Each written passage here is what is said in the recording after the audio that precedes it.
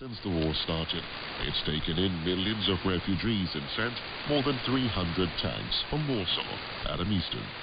Poland threw open its borders and its homes to Ukrainians fleeing the war following Russia's invasion in February last year.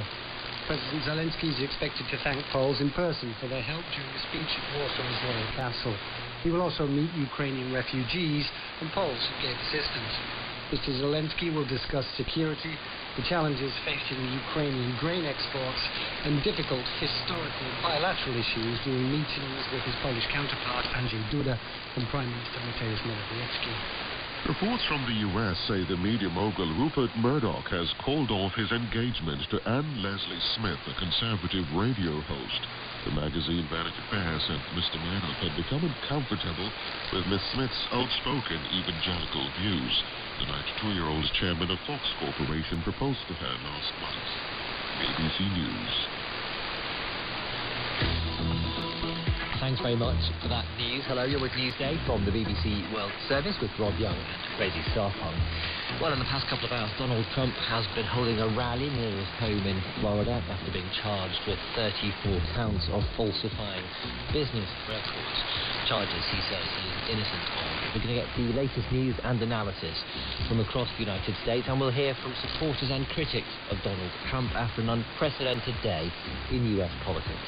Also this half hour, we'll bring you stories from China, Nigeria and from Spain. As always, we'd love to hear from you. Please do get in touch with your thoughts on any of the stories that we're covering. You can send us a text message to +44 77 86 20 50 85.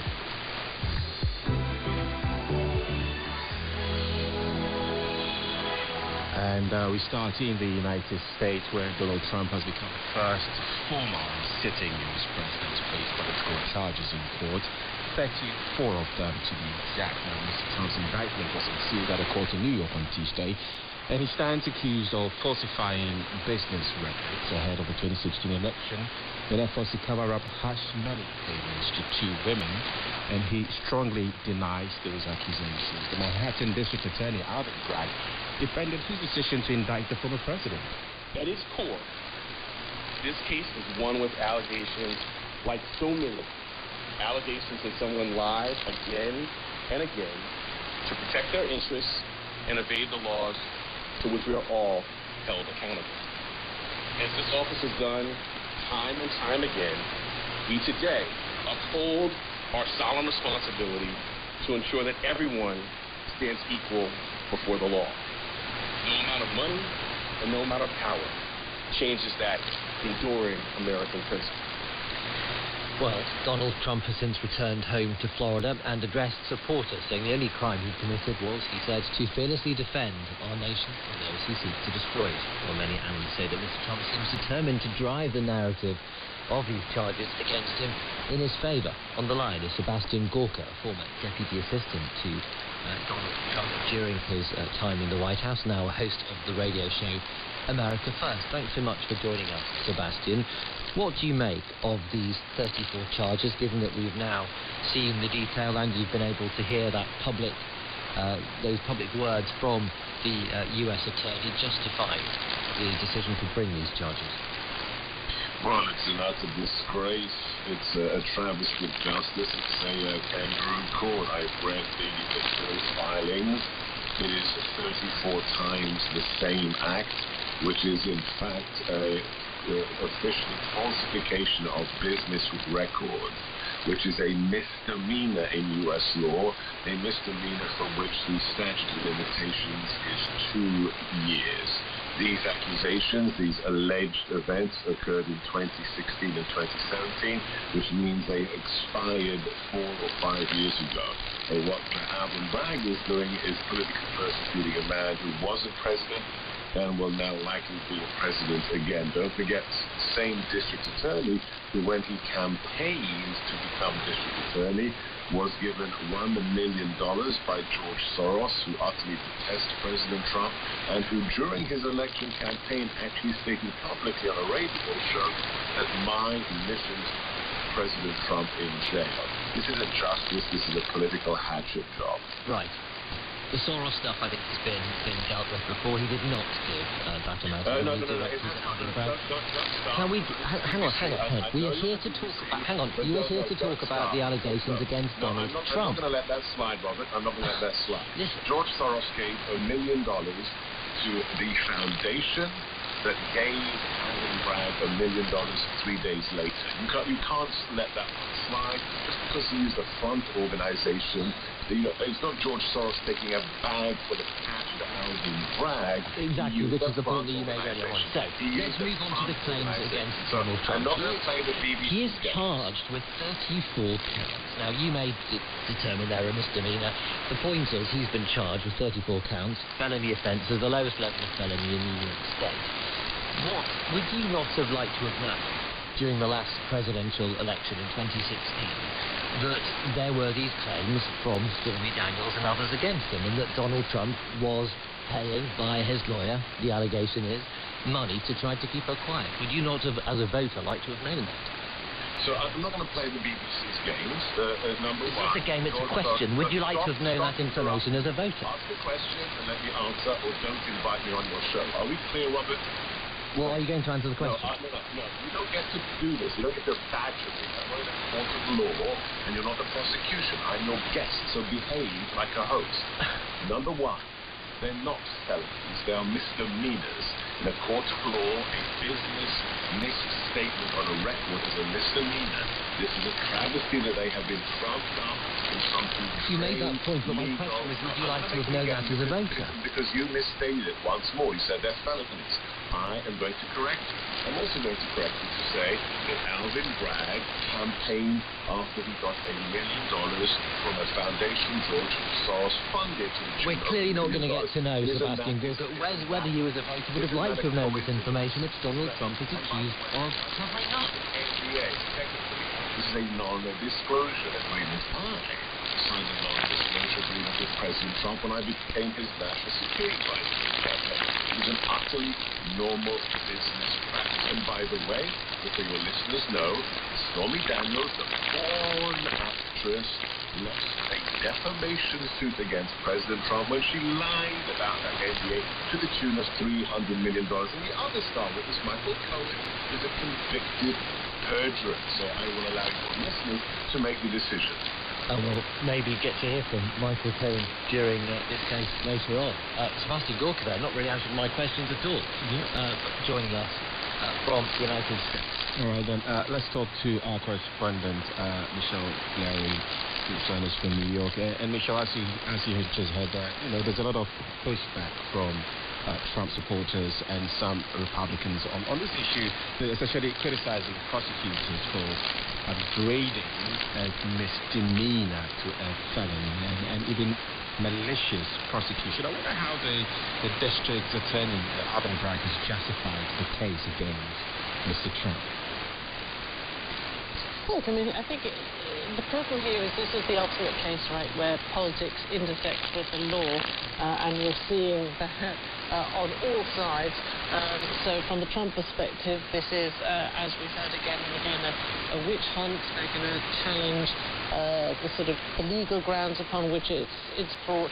On the other hand, there are people who question Alvin Bragg, who is under great scrutiny, and, the idea today with the unsealing of the indictment and finally learning what the charges were was to try and answer why this case was one that he felt he couldn't walk away from. And I think we're kind of learning a little bit more.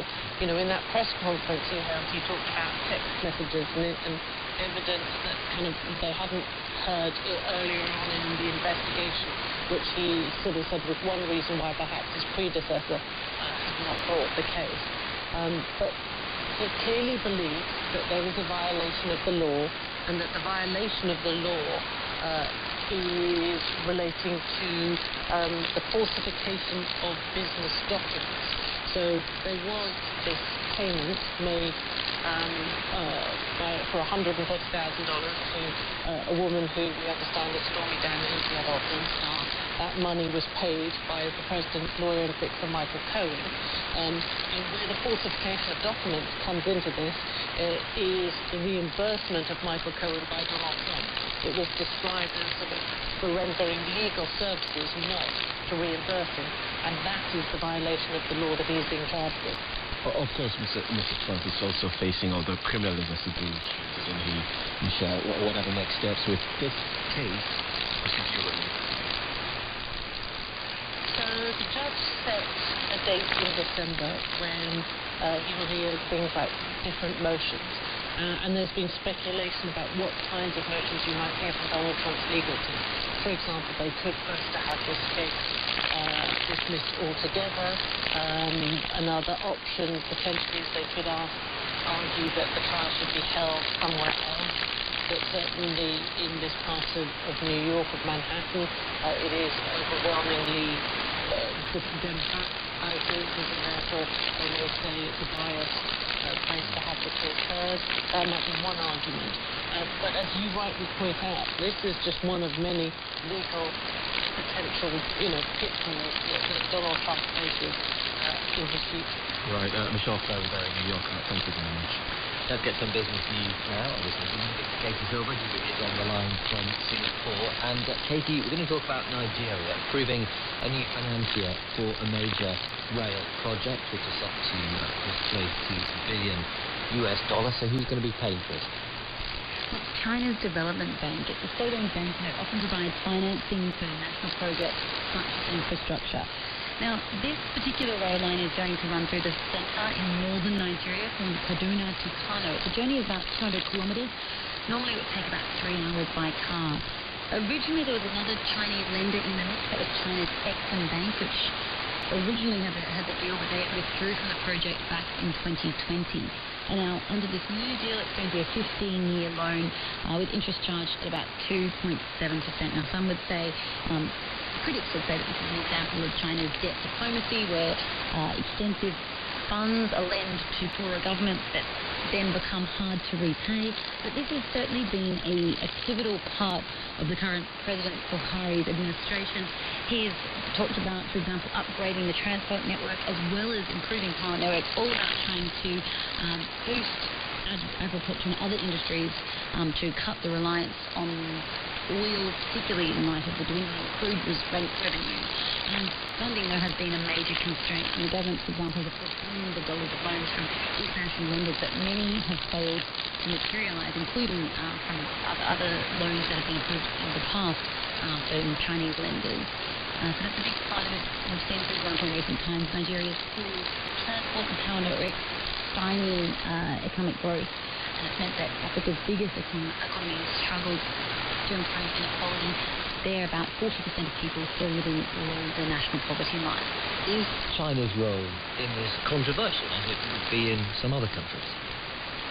It is controversial, always, and it's controversial in the sense that people are always watching where China is lending their money, and this kind of allegation of diplomacy that's been going back, particularly really in the construction of the One Belt One Road initiative, which is this massive infrastructure initiative that China has embarked on, trying to invest in building, setting up infrastructure in countries like Pakistan, Bangladesh. There, without a doubt, it is more controversial because these economies are potentially more unstable and they have less money to work with. So allegations of debt diplomacy in Malaysia as well are more controversial in countries such as those. Here, clearly, as I said, Africa's largest economy, they have more money to work with, so it is challenging. As I mentioned, the huge income inequality and the challenges that Nigeria faces in terms of this repayment. 2.7% though, given current interest rates, is on the relatively low side. But we're going to have to wait and see how it finances indeed if this particular loan comes up. Thank you. Katie Silver with the business news in Singapore. More from Katie about an hour. You can stick with us. A reminder of our headlines. Donald Trump has returned to his home in Florida after pleading not guilty in a New York court. It charges that he falsified business records to hide damaging information during the 2016 presidential election. And Israeli police attacked Palestinians inside the Al-Aqsa Mosque in Jerusalem. This is Newsday on the BBC World Service. And Ivan is here with us for yesterday. Former Chelsea player Michael Richards was hoping for a 2-1 victory for Chelsea. Yes. Story. Yes. Actually ended up being a nil goalless draw in the big Premier League match between Chelsea and Liverpool. Both teams struggling at the moment. The Reds were on a run of 3 straight defeats. I believe, of course, sacking their manager Graham Potter. But neither side could get a breakthrough at Stamford Bridge. So a 0-0 draw in that one. 3 other games in the Premier League. Leeds got a huge 2-1 victory over fellow strugglers Nottingham Forest at Ellen Road, which moves them out of the relegation zone. Leicester have their relegation troubles deepened as